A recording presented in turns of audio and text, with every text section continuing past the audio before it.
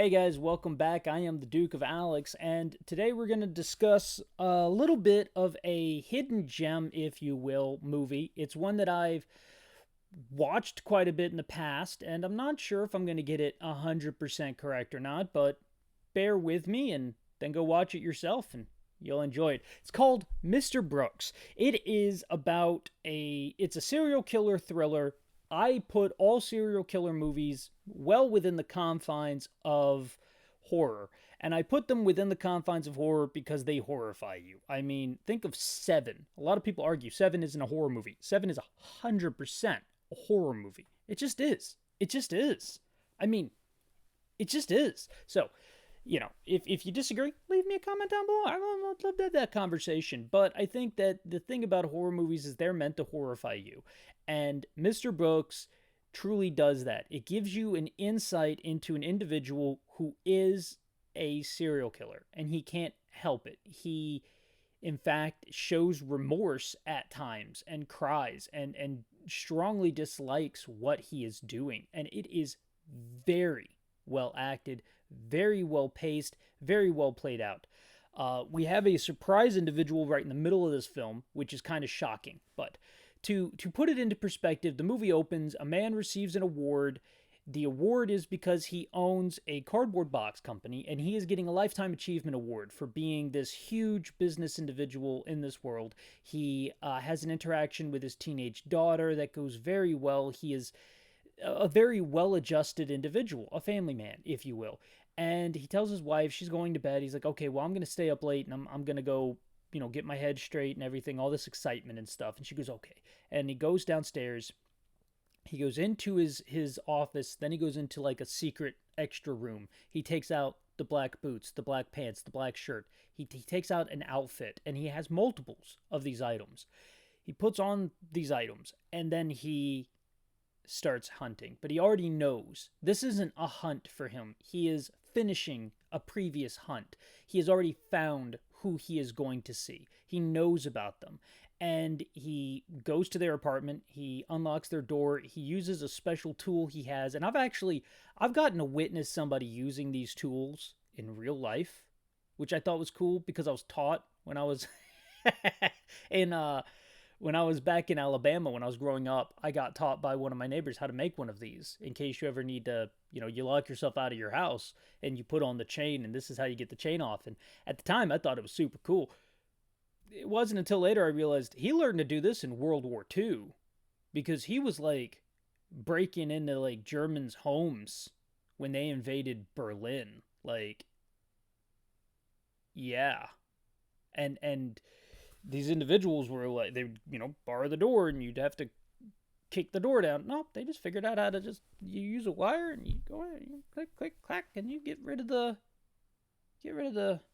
whatever you call it, the chain, if you will, or the deadbolt. Although the deadbolt's a little bit more difficult. You have to go through a window or so. Anyway, I just mean to say, I was a child. I didn't know what I was doing. I was like literally 6 years old, and this cool, my best friend next door, who was a 60-year-old, 70-year-old World War II veteran, taught me how to do that. And he would use my little army men, and he would walk me through the storming of the beach of Normandy, which I always thought was fun.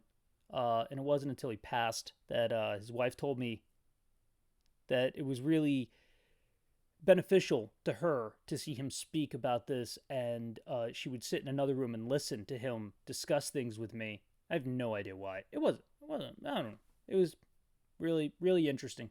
But anyway, he uses the technique. He gets into the apartment. He then shoots the people that are currently having sex. And it's like, whoa, okay. And then he goes up to the window that's open. And he walks in front of it and he closes it. Now, this whole movie, we have two characters that are Mr. Brooks. We have Mr. Brooks, the family man. Then we have Mr. Brooks, the killer. And the killer and the family man talk in their mind. Why did you do that? Maybe you want to be seen. There's nobody out there. Maybe there was. Maybe they left the window open because they knew someone was watching them and they liked that. Well, lo and behold, we find out someone was out there. Someone was recording it. Someone was actively taking photos of this couple doing the deed, and it's Dane Cook. And they took a picture of Mr. Brooks's face. Now, what we're going to find out is that Dane Cook got an unnatural rush whenever he witnessed the murders, and he wants to capture that again. Much like a young Kirsten Dunst in Interview with a Vampire, Dane Cook looks up at Mr. Brooks and says, "I want some more." That's an excellent, excellent line from, I do believe, the original Deadpool, or was it Deadpool 2? One of them. It's a fantastic line. So anyway, I love that. I love Dopender, but he doesn't come back in Deadpool 3. So sad. Well, he does, just for a cameo. I want him in Deadpool 4 though. He should be a much larger part. So we have the setup of Mr. Brooks now being forced because he's being blackmailed to take Dane Cook under his wing. And Dane Cook is playing a very dangerous game here. Mr. Brooks is also concerned because his daughter has some issues that are occurring, and she's going away to college, and his life is changing. He's in a transitional phase. He thinks he wants to be caught. He thinks he wants this all to end. So as the movie goes on, he's kind of preparing for the end while attempting to keep Dane Cook happy so Dane Cook doesn't turn him in, and attempting to keep all the family things together. And so then we have the culmination. And throughout the film, there are some interesting things. Like, he has a dream sequence where, full spoilers, if this at all sounds interesting to you, I have pretty much told you the beginning of the film, maybe the first 10-15 minutes. Please go watch it. It is awesome. And right now, I mean, I don't think it's streaming anywhere. I think you have to rent or buy it. The Blu-ray is really expensive. I'm kind of shocked. I'm probably going to end up putting some money down and buying the Blu-ray, but I'm a little surprised this is out of print. It's a delightful film. So, I mean, I'm saying that it's about a serial killer. So take that as you will. We have a dream sequence in the middle, and from this moment forward, there will be spoilers. We have a dream sequence in the middle of the movie where he sees his daughter and she is wearing his glasses, and the glasses are kind of symbolic of his family man persona. When he takes them off, he is the killer. And she takes the glasses and murders him. And it's shocking. And I think it's because he is afraid that this murderous part of himself is nature versus nurture. That she has inherited some kind of evil sociopathic gene from him. I don't believe that's the case, but it's interesting that he has the ability to be concerned about this. Him and Dane Cook, they research, look up, hunt down an individual who is going to be the next individual that they murder. And basically, they do the deed together. They do the evidential cover up and stuff. And there are some police officers that are hunting this particular serial killer, because they'll go as far as saying, the bullet had some plastic in the bullet wound, which means when he murders somebody, he puts a bag over his hand so that when he shoots them, the ejected bullet gets caught in the bag. That's another spy trick. And it's it makes a lot of sense. But, oh, lo and behold, the passage of the bullet through the bag is going to get some plastic on the bullet. And so the police are able to track that, and the police are kind of getting closer and working towards it. Well, Mr. Brooks makes a decision whenever him and Dane Cook are digging a grave. And of course, Dane Cook has been lording this evidence over him. He's just standing over him, and he says, "You know what? Up until this very moment, I thought I no longer wanted to be alive. I think I wanted to be caught. But I've decided it is going to be you." And Dane Cook's like, "What?" Clank. He hits him with a shovel and buries him alive. And it's such a great scene because it's the culmination of all of these different parts and pieces leading up to him deciding that he actually is okay with being, he is okay with what he does. He's very accepting. He's taken a long swim in Lake U.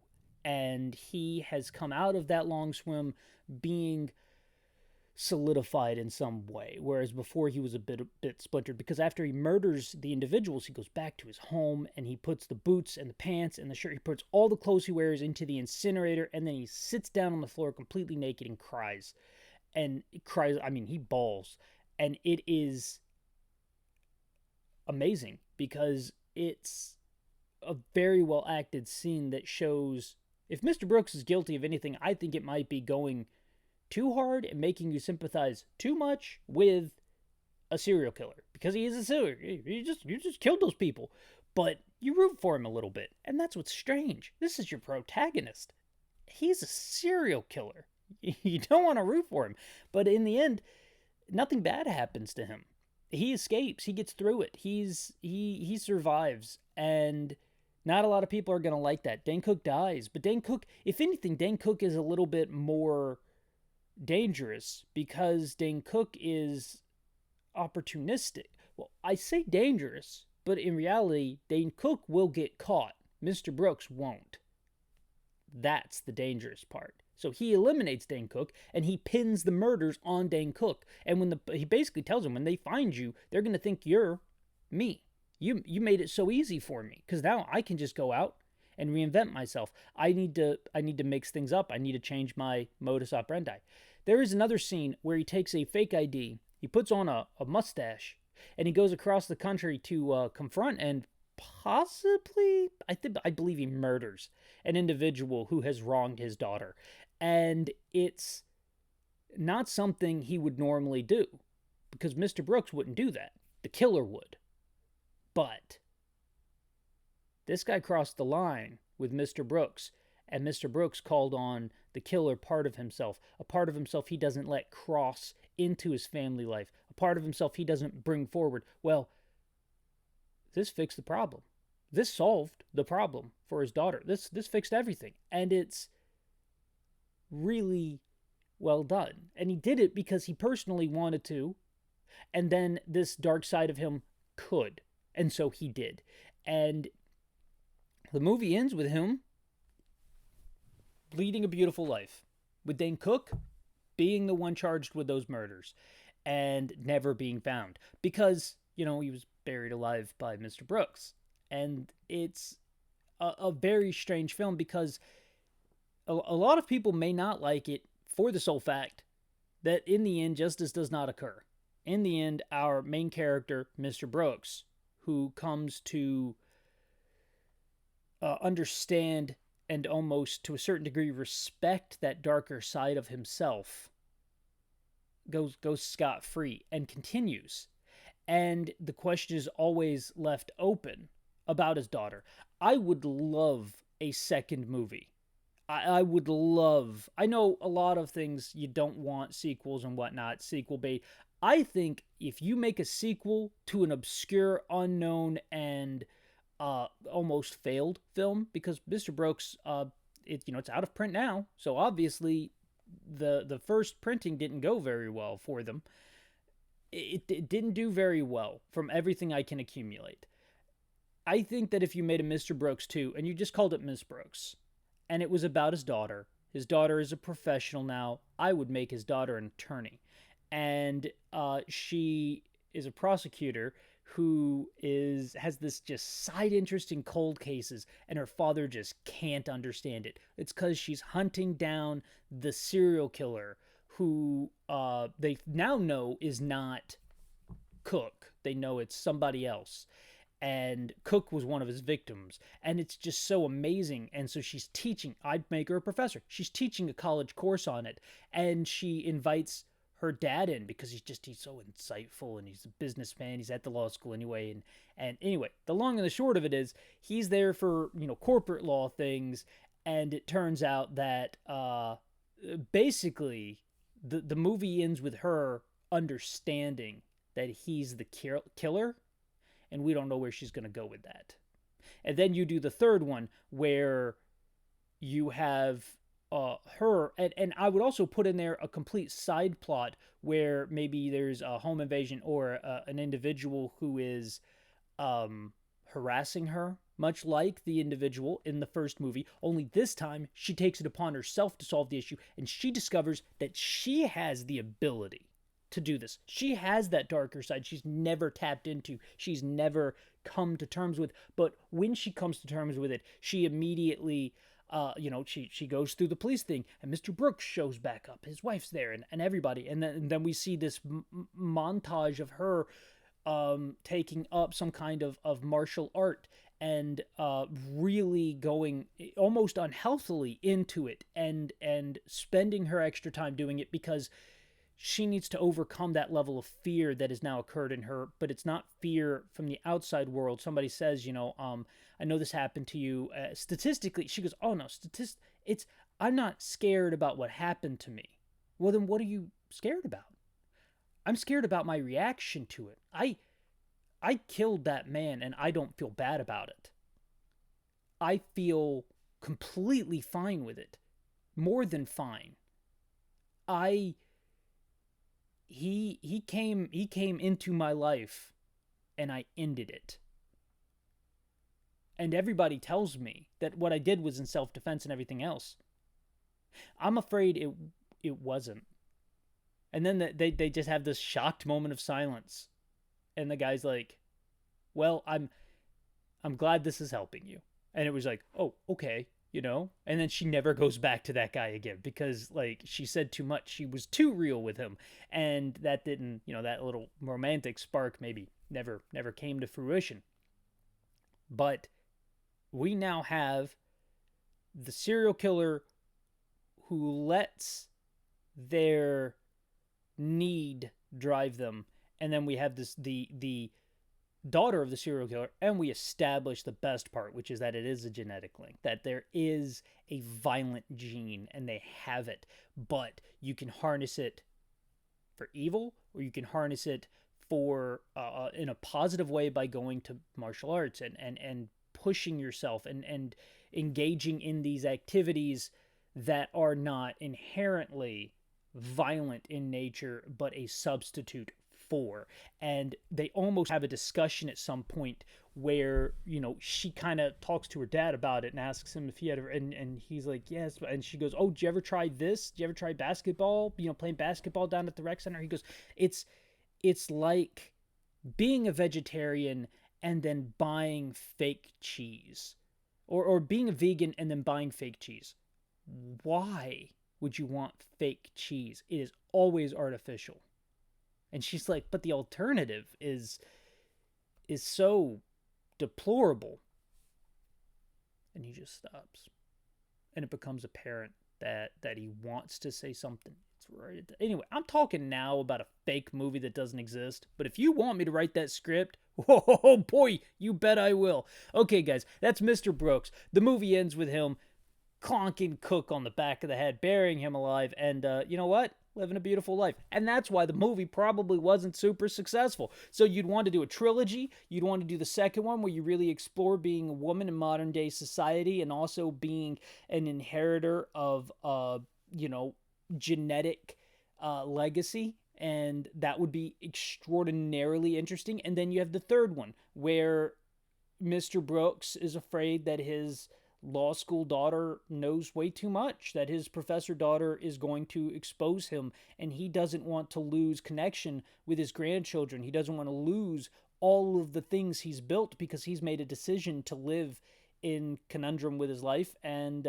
she is going to disrupt that. And because the way that she channels the same energy he channels is by catching the bad guys and putting them away, and then, getting her physicality out with her husband, however, which way they do things, is that would actually be really interesting. You could introduce some BDSM into the third movie. But basically, she finds the healthy balance, he doesn't, and she's going to put him away. And the culmination of that is they basically have a freaking John Wick fight, and it's phenomenal. Thank you very much. Hi, I'm the Duke of Alex. This was Mr. Brooks. It was kind of just a hodgepodge, but I had a good time. If you had a good time, leave a comment, leave a like, all that other jazz. Subscribe. I'll see y'all next time. And as always, it's good to be seen. Bye, y'all.